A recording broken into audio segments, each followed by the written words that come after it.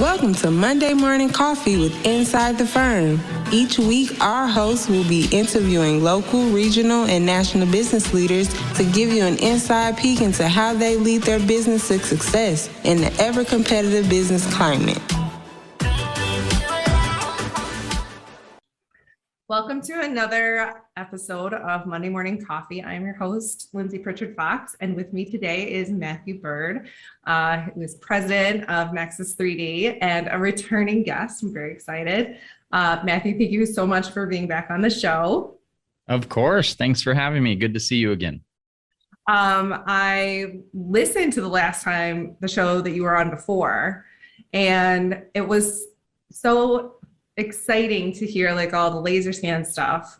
So as president of Nexus 3D, I mean, that's the whole other show, is how you find yourself as president of this company. What were your driving forces to get in here? I just want to hear it all. Yeah, those are good questions. Well, I'll try to go through the journey and keep it summarized for you. You know, there was a time that I was working in a survey firm, and I kind of just found myself doing my normal job. And it was really when we started getting into new technologies that I started really getting excited about work. When we learned about laser scanning, and I kind of got put in charge of, hey, you know, you're younger, you're techie, you're good with learning stuff. Why don't you start diving into it? And that moment was literally what just completely changed the direction of the rest of my career. Because instead of focusing on just traditional survey work, now my focus was really on all these new technologies. And the more we explored technologies, the more we found out about another tool and another way to use the data. And we started working in industries we weren't used to. And so every job was different. It really just made work kind of exciting for me. Now that continued on, and it ultimately is what changed my career from, you know, kind of being an employee to having a vision. I could have just stuck with that technology and kind of implement it in the survey firm, but instead I ended up seeing kind of bigger picture things. And certain times, you know, within companies, there are times that you don't align with visions of leadership, or there's things that happen. And ultimately, it's what sometimes leads into a job change. And for me, I did make a couple changes between firms, you know, went from a small business to a large corporation to ultimately then making that decision of, you know, I've got the networking portion. I've got this client base. I'm performing the work. I really am the one with this drive. And I wanted to be able to make decisions faster. I wanted to be able to say yes to things that maybe certain companies don't want to say yes to, because I'm willing to kind of push the edge, even if it's not our normal. And that, you know, those combination of things are what led to me deciding, all right, I'm quitting my job and I'm going to start my own company. You know, I had never really thought about it much. I'd never taken business classes. I didn't know what went into starting and building a business at all. It was very much a jump. In fact, that's a quote from one of the founders of LinkedIn is jump off the cliff and build the airplane on the way down, something along those lines. That's very much how it was. It was like, look, I know that if I do this, I can do the things that I want to do. I can make the decisions. I can go work with the people, the clients that I want to.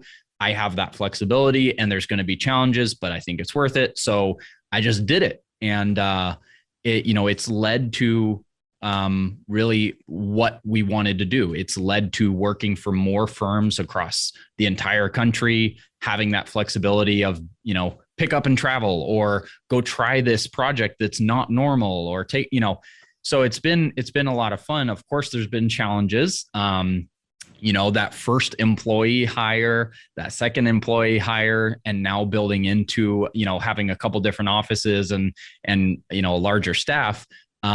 That's been challenging. And I think some of the learnings, one would be, you know, you can't be good at everything. And I definitely found that out.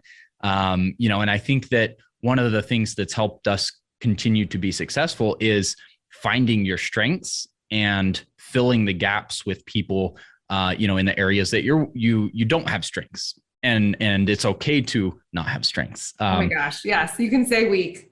There's so many like points of weakness that I have recognized in my own leadership, and being able to delegate that out is freeing, and everyone loves it more. Yes. So, as we, and that continues to change over time. You can't run out, especially if you're just starting out organically. I didn't go out and I didn't have capital to work with in the beginning. I didn't take out big business loans or anything. It was very much an organic process. And you can't run out and hire 10 people, if you're going to do that, because, you've got your expenses there. And so when you're growing organically, you got to start by filling the role that makes most sense first. And over time, you'll start filling out those other roles. So even up to just this last year, our roles continue to develop, and we put people in places and continue to refine and analyze. And, we're really continuing to learn and get to a place that all lanes are working properly. We've got the right people in the right places, and that's what's made a big difference for us. But it was one of those moves that a lot of people are scared to make, because there is risk in starting your own business or working for yourself. Yet at the same time, definitely one that I'm very glad I did make. Were there any like personal triggers that, kind of pushed you off the cliff? For me, I think it was a little bit of an unfortunate situation at work, that, I loved the company I was working for. It was a large corporation. And I really loved the people that I worked with, but I think there were certain things in the organization and the leadership, and, the office I was working out of was a recent acquisition. They had some issues internally with, IT stuff. And the hard part is my entire focus is new technologies. And in this realm of new technologies, you have to be able to move quickly. You need to be able to, find out, hey, this certain data needs to be taken into this software so that it can be solving this problem for this client. Well, you have to be able to make those decisions kind of on the spot and, solve the problem, buy the software, install it, do training. And, unless those things are ironed out to work properly in large corporations, usually there's kind of a process there. There's it's like the budget's already set for the year, and we need to get with legal and submit, and so for me, I think that was probably the number one driver, is that I have this vision and this drive now. When I started getting into these technologies, I got so passionate about it. I knew I can see the long vision. I can see the vision for the long-term goals and what we can do for people.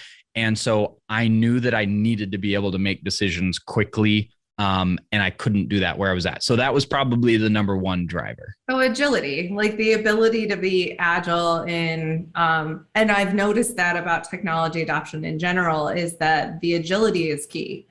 And that's why there's such stagnation, I would say, in that, not everything can happen quickly. Decision makings are often like slow and methodical for a reason. Yeah. However, in this scenario, like I agree. I just got frustrated because I'm like, why am I've said this story before. Why am I standing on this addition project looking at construction documents from 1941, and the method that we're delivering the addition in is the same format that was given to the owners in 1941. Yeah. And, I just, the agility and the pace is like it's a key point to having technology be adopted. Yeah. So, and I think that's when you're starting a company, I think the key piece was that you were the technician.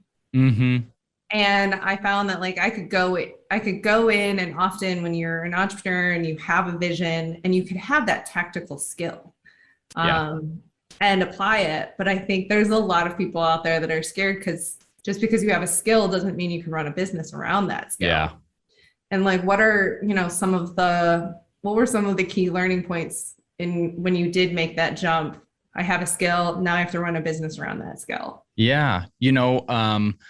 I think that's still something that is consistently changing and developing and growing. And I think that was key to me being able to start was I was the one hands in learning the scanning and the processing and details on how to register the data properly. And so my very first, problem I was solving for people when I started my company was I was consulting to people that were having issues with all of those things I knew how to do.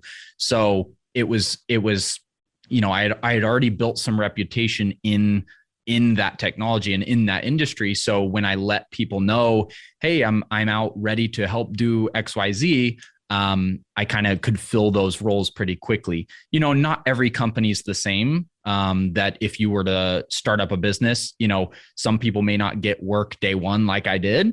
I think I was set up in a good position to do so. But like you said, having the ability to actually do that work is very different from building a business. There's a lot that's been learned as far as building a business versus just staying a consultant and helping with, the scan stuff.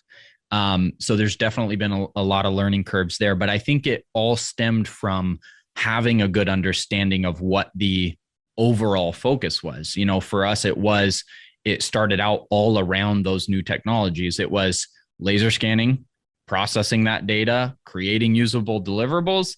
And then it was, how do we take that and help different companies through different industries learn about it, implement it, use it, and we would get hired to help, whether it was actually doing it as a service or training them or fixing problems when they came up. Our goal wasn't take all the work. It was just, we want you to know this is here and we want to help you get using it one way or another. Yes. So know that the process is available, but then how to, like, owners often don't know how to ask for the service. Yep. And they don't know how to set parameters around like what the deliverables are and like what to expect out of that service. Yeah. And so I agree. I found the same thing as in a consultancy to the owner is a place that we're kind of finding, new space to occupy. Yeah. Yeah. And even for the companies we would, or even still talk with, because there are a lot of companies that still don't use laser scanning, don't know it exists. It still is to that point of, as soon as they learn about it, then it's okay, well, do we run out and buy a scanner, or do we use a service provider, or which do we do? Or if we're going to buy, what scanner do we buy? What fits our business? How accurate is it? How accurate do we need it to be? What softwares do we buy to create the models from it? Do we even need to create? There's so many pieces to be learned if you're going to fully implement and get the benefits out of and avoid the headaches in the reality capture technology. Yeah. And I love that we covered so much of that when you were on last time, because I do feel like there is those key questions that feel more comfortable being answered by someone who like has evolved in it, from ground up. Yeah. And when you so now you're running, Nexus 3D. Where were those first like delegations? Like, how did you, you're the technician and then you're growing. How did you delegate out? What did you want to offload? Yeah. I don't know if I'd give the same answer looking back as the decisions I made in the beginning, because it's the first business I ever built. So it's kind of learn on the fly. But my focus as I made my first couple hires was, marketing and getting business is something I was good at. So naturally I didn't hire until I had enough volume that I needed help actually performing the work. So for my side, when I looked at actually starting to build a business, instead of just stay a consultant. It was that decision of, okay, am I going back to another company, or do I actually start hiring people? Or and making that decision to hire, it was, okay, the immediate need I have is producing the deliverables, and the volume of work is already there. So I pulled the trigger on getting somebody who could help me actually go perform the scanning, because especially with the scanning work, we travel all around the country. So I couldn't be in the office processing data or in the office dealing with clients if I was on a plane for 2 days and then scanning and then back for 2 days. And so our first kind of expansion was being able to handle that field work. The field work. Yep, the technician portion. And I did the same thing. So like you get in, you're the technician, you know how to do it all, but you need to drive the business. So I agree. Yep. Like marketing is one of the first spaces. And of course, getting the technical help for production. And what I've noticed and what I would advise owners and wanted to get your feedback on is identify whether or not you want to be the technician. Mm-hmm. Yeah. Early, because I feel like how you grow your team, I like being in the field. I like doing processing. I like modeling. And so I've built the company knowing that I had to kind of offload the production to my staff while I was busy like getting, closing sales. But I'm strategically trying to line up so that I can get an infrastructure to go do some of the marketing, to go do some sales, so that I can stay connected to the product that we're producing. That's sort of like a key. Yeah. A lot of owners want to own a business. They want to be in administration. Yeah. Yeah. And I think that's really a per person scenario. And I think it comes back to, that first comment I made of hiring, to replace your weaknesses or the things that you don't want to do, or, anytime we make a hire or we're looking at growing, I specifically try to find out when we're doing interviews is, what do you like doing? Like, what do you want to do? The same thing. What do you want to end up doing? Because the last thing I want to do while building a company is hire somebody for a position that's something they don't like doing. Oh, and they're miserable and they're just like completely and so that goes, culture. Yeah, that goes for the owners, the presidents, the whoever as well is, if you have the option of how you're building your company, like keep within the lane that is what you're really good at and what you like doing so that you enjoy it. You're not going to want to go to work every day, all day doing something you don't enjoy. For me, I'm in that same boat of like, I really enjoy the marketing. I enjoy the client interactions, but I also really like the technology and stuff. And actually something I was going to say as well is, over time, I've also noticed that certain things I wanted to hand off, are actually something that I've just spent a lot of time getting really good at. So, for instance, when it comes down to really technical scan registration issues on large projects or helping clients fix those, that's where I still dive in, head first. I do that hands-on myself just because it's something that I've gotten really good at and I have specific processes for. So even though it might be a thing that I like handing off, I still kind of dive in when there's a certain need. And even scanning, it's basic and you can train scanning techs and things like that. But every once in a while I go out on scan jobs and, help in the field and you get such a variety of them, keeps the job interesting as well. I know. And I will say that is the big win for entrepreneurship is that if you have a vision and you're building your team and you're building your infrastructure around yourself, that you could have that, array of activities that you get involved in your, day-to-day operations. Like just fair warning, like nobody wants a micromanager. So yeah. If you have scan technicians and you need to go out and you want to scan that day, I've done it all the time. Like I've got to get out of my computer and into the field. Yeah. And really, really feel the whole system again. Yeah. Yeah. And it's nice to, at a minimum, it's a nice even if you're not consistently working in all areas, it's nice to at least have that experience and understanding. And it really helps our business as a whole, because, if I'm the one overseeing projects, or I'm bidding jobs, or if I know hands-on the scan process, the scan field process and the survey control process and the registration process, and it makes the planning and the discussions and the estimates and the everything that much better, because I have a clear understanding of it. And if issues arise, or somebody's out sick, or, we try to really stay cross-trained across everything we do to an extent with a lot of our staff, so that we have that flexibility to help in different areas. How much effort did you put into documenting your internal procedures? Ooh. Like I said, things are consistently changing and need to be developed and worked on. And, we've probably gone through a couple rounds of working on documenting internal procedures. And I would say that we are still not to the point that we have fully developed procedures.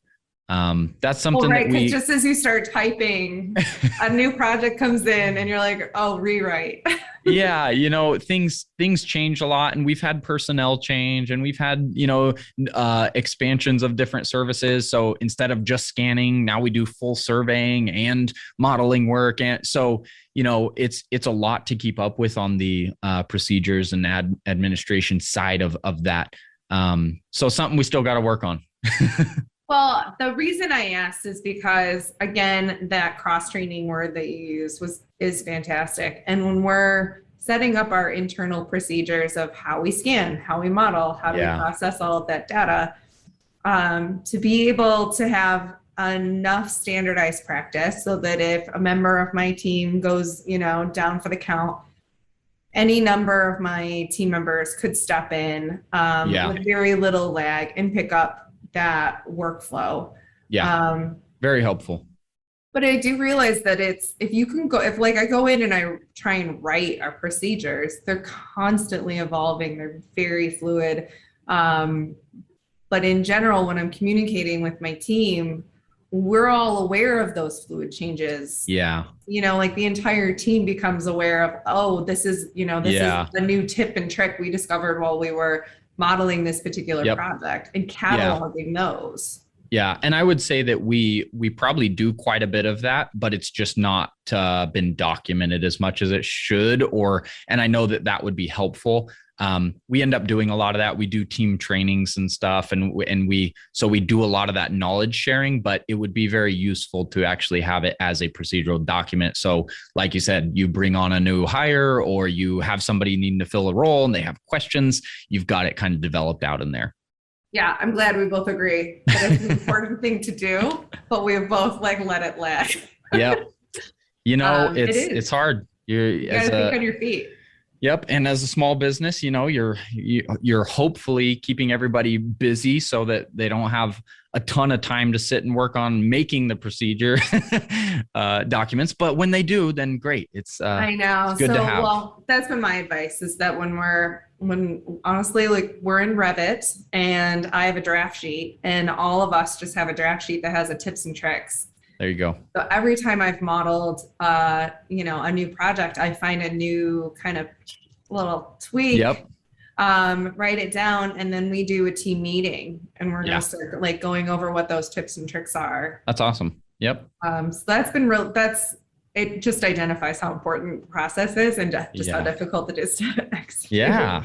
But I also you touched on how you want to be part of this awareness of this technology and how it's implemented. And so you have Reality Capture Network. I see your t-shirt. Yes. Yeah. And you come October, I don't know how you found yourself doing this. So you went from Reality Capture Network to Reality Capture Conference. We are, we decided to host our own conference. And I guess the short story behind the Reality Capture Network. So last year, obviously, we all had some office time or some home time or some, not traveling time. And there were a couple down months for us that really got us kind of doing some brainstorming and shifting some focus a little bit. And that was when we decided to launch a podcast. I wasn't a big podcast listener yet, but I knew about them. And, on the entrepreneur and marketing side, I've, researched and followed people. I've got a few books behind me, Damon John from Shark Tank and Jesse Itzler. And, I follow a lot of the entrepreneurial area, Gary Vee. And so I knew about podcasting. I really saw a lot of the video documentation and the awareness that you can generate by having discussions, sharing them obviously through social media.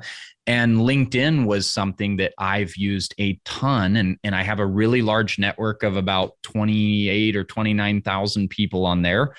And so I started thinking, again, this is kind of that bigger picture thought is, okay, apart from Nexus 3D and us being a laser scanning or 3D modeling or land surveying company, what can I do with the other strengths I have on marketing, social media, and the overall industry? And that's where the podcast was kind of born from. And that podcast then started generating the ideas, okay, I don't want to just be a podcast though. I want to really build a network of people in this industry that want to use these technologies. I want to generate the conversations through podcasts and videos and interviews on where are people at with the technologies, what are the struggles, so that those can be spread kind of to a mass audience, but then also take that same brand and network and build it into educational webinars and now our in-person conference. So the whole focus, whether it be a podcast or a webinar or a conference, is still the same mission. It's still, we want to bring together people that know this technology, people that create it, the hardware vendors, the software vendors, the users, the service providers. And then we also want to bring together all the people that don't know about it or have questions or have issues, and really continue to meld the two of those so that the industry as a whole grows and becomes more aware, because we've seen it just greatly benefit so many companies and so many industries.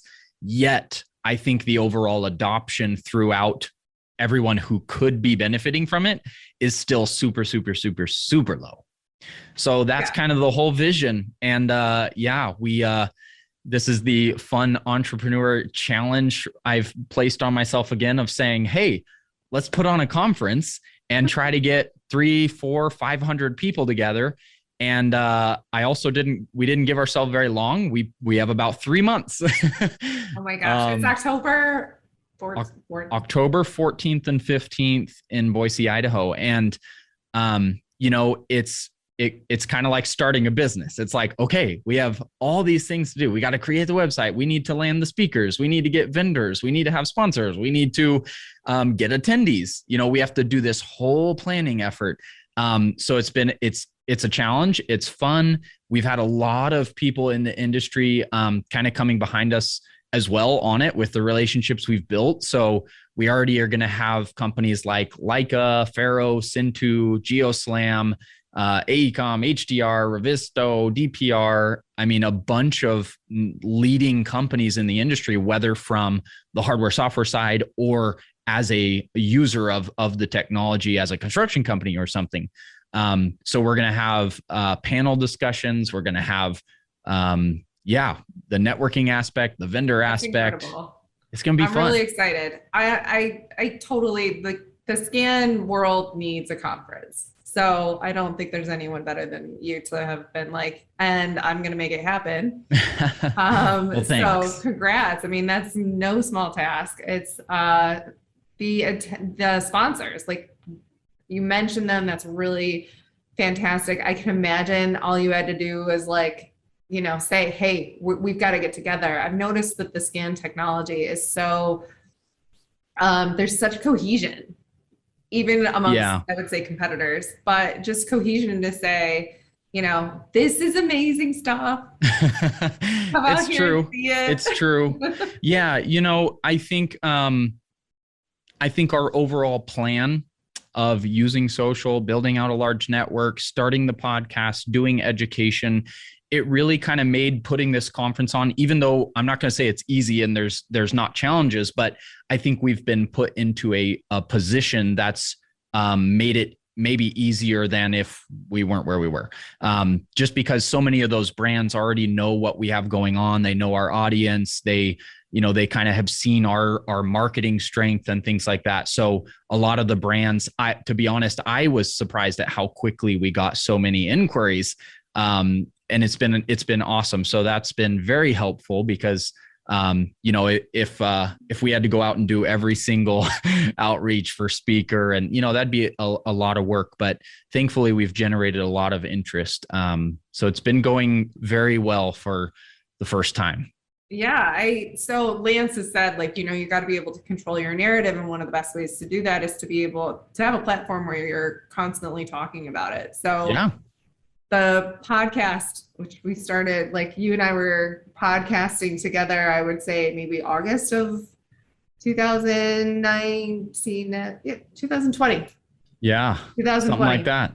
And then I got involved with Inside the Firm podcast. It was just that whenever I go anywhere in the industry, having there be some baseline for my enthusiasm for the work, for the people in the industry, and for the outcomes that we're getting. I mean, just so exciting. I can imagine that the conference hopefully can be a platform where people are celebrating their wins. Yeah. After so much. Yes. Yeah.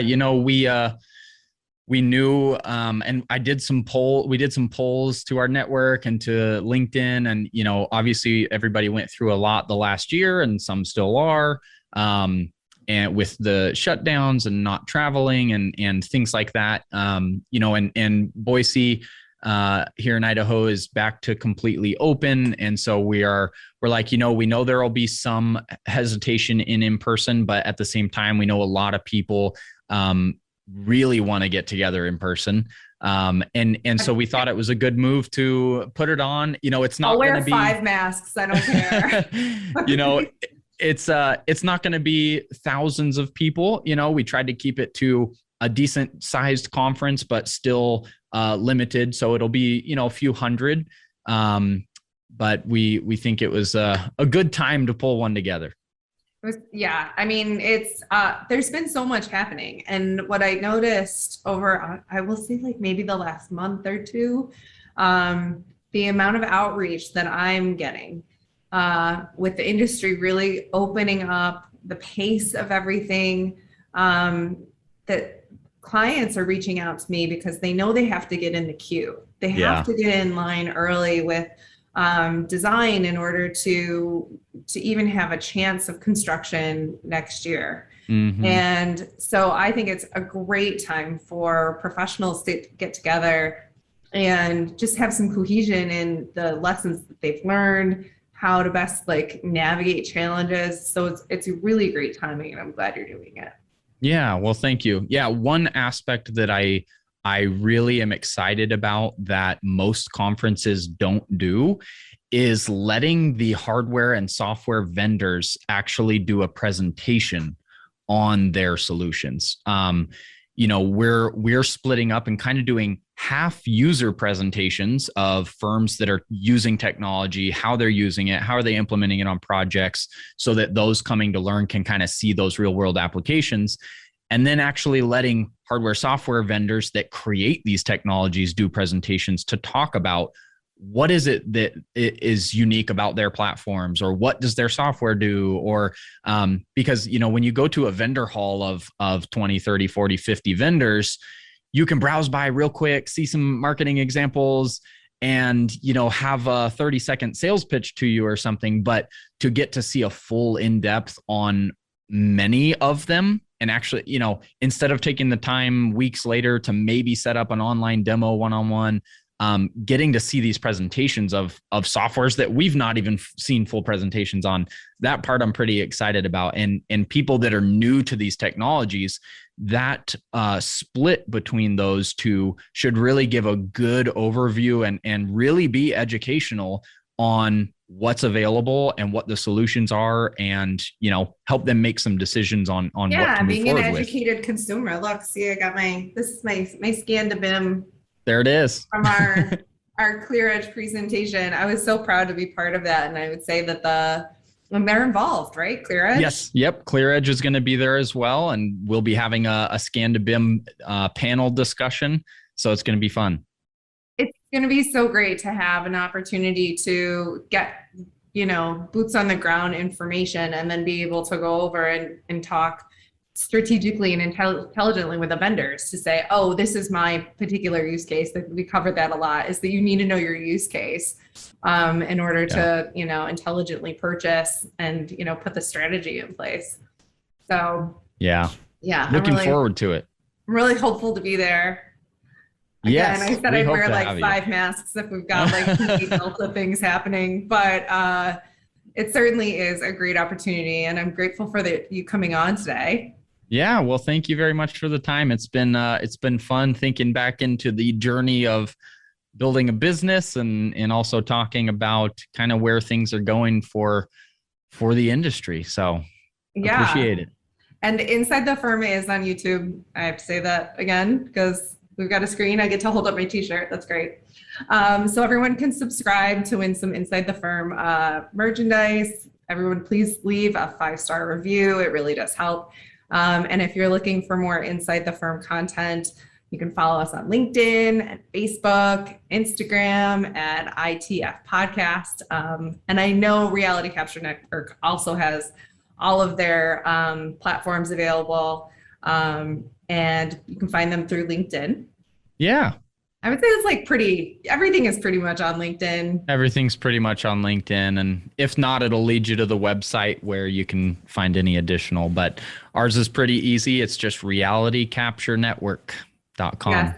And Matt's always on LinkedIn, so feel free to message him. I'm just saying. And I apologize if you see a lot of posts leading up to our first conference, but those LinkedIn algorithms, man, they're hiding stuff. So we got to try to get it in front of people. You're going to be like the annoying parent that just puts all the pictures up. Right now we might be, so I apologize in advance, but thank you again for the conversation, and hopefully we'll see you soon. Yes. Thank you. And thank you everyone for listening.